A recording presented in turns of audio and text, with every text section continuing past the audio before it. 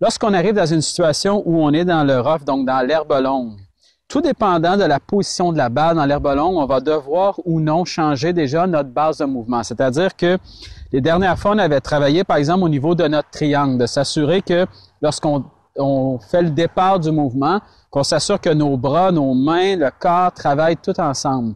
Et de s'assurer, par exemple, qu'on garde quand même une certaine stabilité. Par contre, lorsqu'on arrive dans le rough, ce qu'il faut comprendre, c'est que plus le rough va être dense, plus on va devoir arriver avec un angle qui est abrupt par rapport à la balle et donc de modifier légèrement ce qu'on fait vers l'arrière au niveau du mouvement. Lorsqu'on vient taper une balle qui est dans le rough, déjà, ce qui est sûr et certain, c'est qu'à moins que la balle flotte complètement sur le dessus du rough, automatiquement, la balle, ce qu'elle va avoir, c'est qu'elle va avoir beaucoup moins de spin et normalement, devrait avoir beaucoup moins de hauteur aussi. Donc ça, c'est important de comprendre que lorsque vous allez taper la balle dans le rough, de prendre ça en considération que si, par exemple, vous attaquez le drapeau, vous attaquez le green, oubliez jamais que la balle va être plus basse et va rouler beaucoup plus. Plus la balle va être enfoncée dans l'herbe, plus on doit modifier notre angle d'attaque. Lorsqu'on est venu s'installer pour travailler, par exemple, avec un mouvement qui est normal, ce qu'on avait travaillé, c'était de s'assurer, par exemple, avec notre triangle, d'avoir la sensation que nos bras viennent tourner autour de nous, qu'on laisse tourner le corps, mais surtout que nos mains restent quand même relativement stables ici. Plus je vais avoir une balle qui est enfoncée, plus je dois avoir un angle qui est vers le sol. Donc, plus je dois m'assurer que lorsque je vais venir taper la balle, je dois m'assurer de venir taper la balle beaucoup plus en descendant.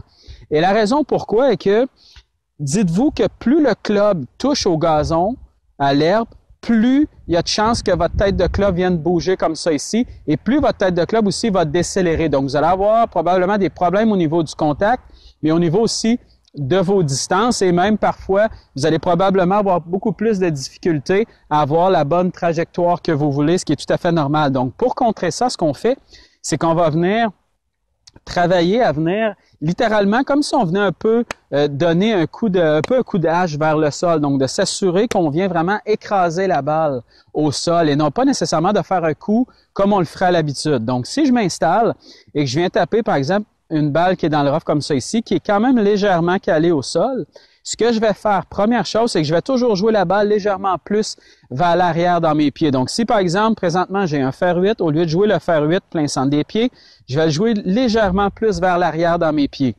À partir d'ici, ce que je vais faire, c'est que je vais m'assurer de faire sensiblement le même mouvement vers l'arrière, excepté que lorsque je vais débuter mon mouvement, je vais avoir la sensation de venir ajouter beaucoup plus de poignets à mon mouvement.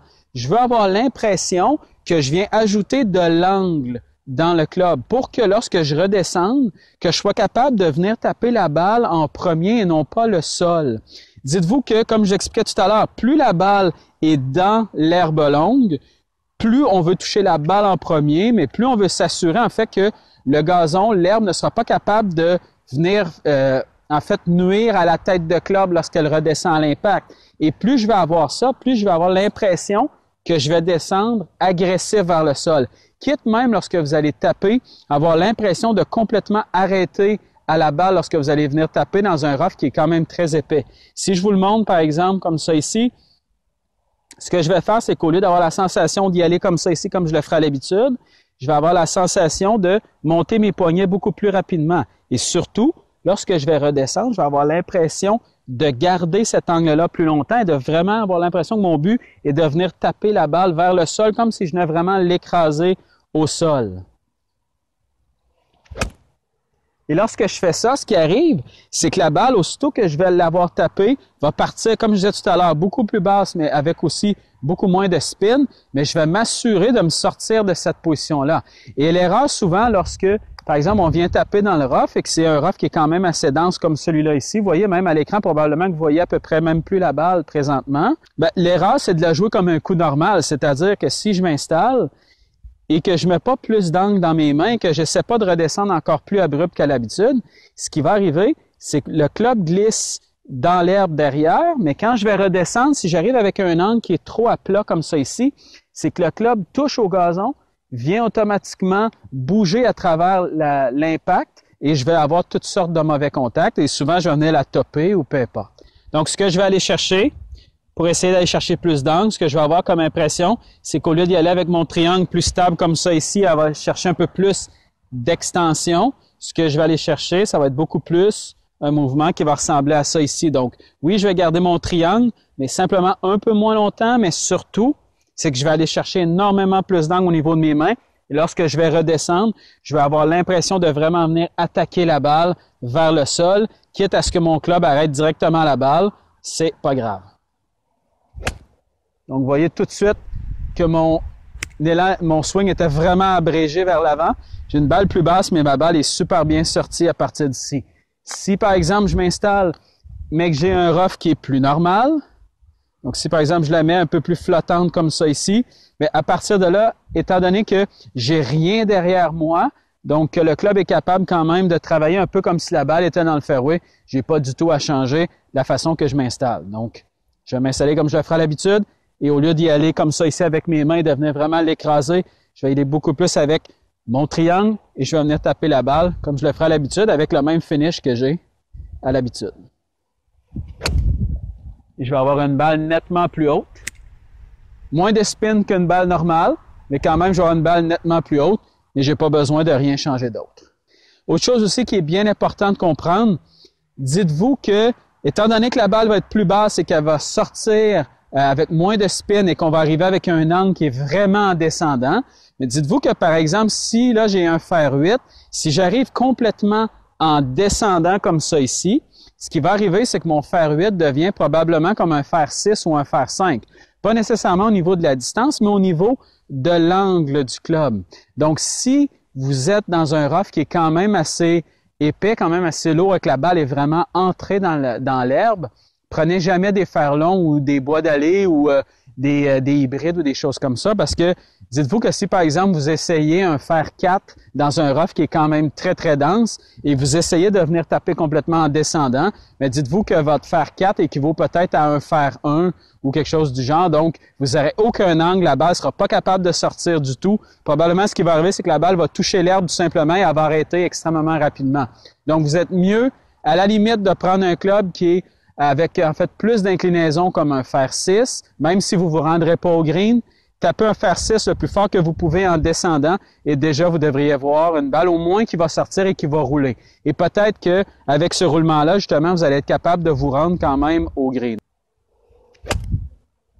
Donc, vous voyez que mon mouvement est quand même abrégé vers l'avant. Abrégé pourquoi? Parce que lorsque je suis arrivé dans le rough ici, mais le club a automatiquement décéléré, ce qui est tout à fait normal. Donc, je ne serai pas capable nécessairement de terminer comme je le ferais à l'habitude. Exactement le même principe si vous arrivez, par exemple, près du green avec un 60 degrés ou un 56 degrés, peu importe. Vous devez avoir exactement la même sensation, c'est-à-dire que vous allez venir changer votre angle d'attaque complètement. Donc, si, par exemple, j'ai ma balle qui est un peu plus incrustée dans l'herbe, ce que je peux faire, et même si on se réfère un peu à ce qu'on avait vu la dernière fois au niveau du bunker, ça peut vous aider aussi. La dernière fois au niveau du bunker, ce qu'on avait travaillé, c'est de sentir un peu que notre épaule gauche était sous la droite. Mais lorsque je vais arriver et que je veux, par exemple, faire sortir la balle du rough qui est quand même bien enfouie, ce que je peux faire, c'est que je peux avoir exactement la même chose qu'on a vu dans le bunker, c'est-à-dire que je vais envoyer mon épaule gauche légèrement sous ma droite et à partir d'ici, utilisez vos mains pour monter et descendre. Et ayez un peu l'impression que le club, ce qu'il va faire, c'est qu'il va venir vraiment descendre à la balle. Ouvrez la face de club, ça c'est bien important.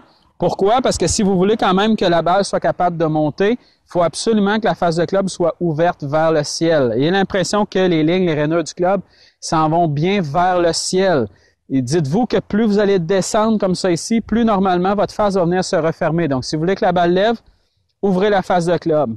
Et à partir d'ici, même principe, donc on vient placer la balle soit au centre de nos pieds ou légèrement vers l'arrière, mais surtout un peu plus au centre avec ces coups-là.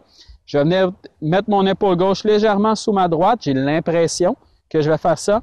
Et à partir d'ici, je veux me servir de mes poignets pour venir monter vers le ciel. Et lorsque je vais redescendre, je garde cet angle-là et je viens vraiment avoir l'impression que je vais venir complètement écraser le club vers le sol pour que la balle fasse simplement sortir. Même si mon club finit pas vers l'avant, c'est pas grave. Donc, je m'installe, je viens chercher exactement cette sensation-là ici. Et automatiquement, la balle, qu'est-ce qu'elle va faire? C'est qu'elle va sortir. Même principe, par contre, qu'avec un coup normal, donc un coup plus long, la balle va automatiquement avoir beaucoup moins de spin. Ça, c'est bien important de le comprendre. Donc, lorsque la balle va tomber, elle va rouler. Mais déjà, si on est capable de simplement sortir la balle d'une situation comme ça où le rough est quand même assez long, ça va déjà être beaucoup plus facile.